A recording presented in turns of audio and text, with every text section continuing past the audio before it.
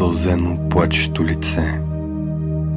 Аз родния си костенец оставих и към Долнобанското шосе покорно с дядо Кръстю се отправих. Изгубил рано майка и баща, доведен тука бях на 6 години. С късана рубашка на гърба, да ме отгледат някои мои роднини. Тъй второ родно място Долна баня ми стана сиромашката несрета. И тя завинаги в мен остана най-точна диагноза на поета.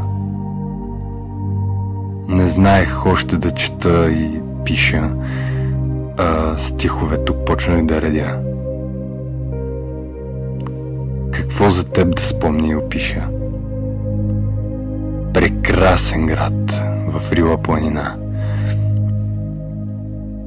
Дали пък Лилиев оставил беше от музите си някоя искра, която в мен попадна и гореше през младините ми и в старостта.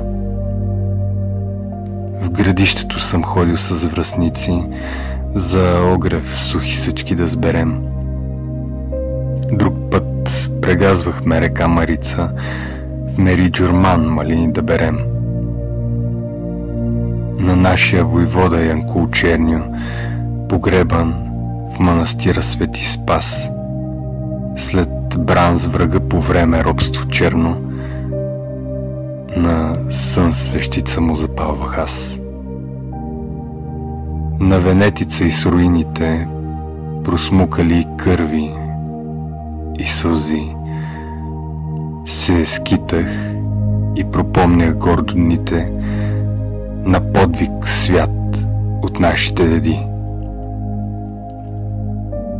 И към почивната летях отново, с вестниците носени в торба, зора и утро, дневник, мир и слово, на чакащите там да занеса.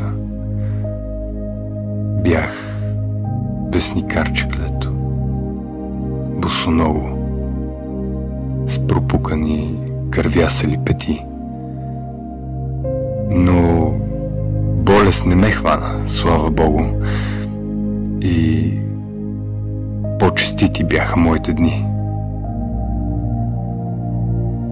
Обичам те, мой роден край. Обичам. И ако може някак след смъртта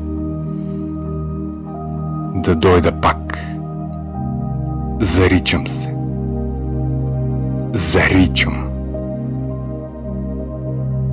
В Долна баня пак ще се родя. На спомените панихи да правя,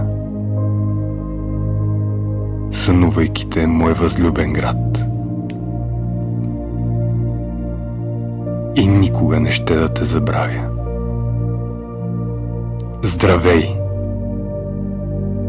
Живей в мир и благодат.